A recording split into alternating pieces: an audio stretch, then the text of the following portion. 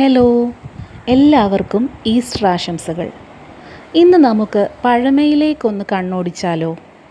പണ്ട് കാലങ്ങളിൽ അടുക്കളയിൽ തവികൾ വയ്ക്കാനായി ഭിത്തിയിൽ ഉറപ്പിച്ചു നിർത്തിയിരുന്ന സുഷിരങ്ങളുള്ള തടിപ്പലകയെ തവിപ്പലക അല്ലെങ്കിൽ കരണ്ടിപ്പലക എന്നാണ് അറിയപ്പെടുന്നത്.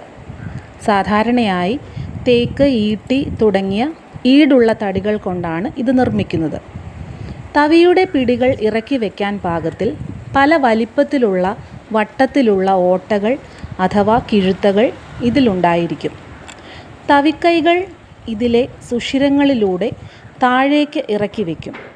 ഇത് തവികൾ വൃത്തിയായി സൂക്ഷിക്കാനും എളുപ്പത്തിൽ ഉണങ്ങാനും സഹായിച്ചിരുന്നു.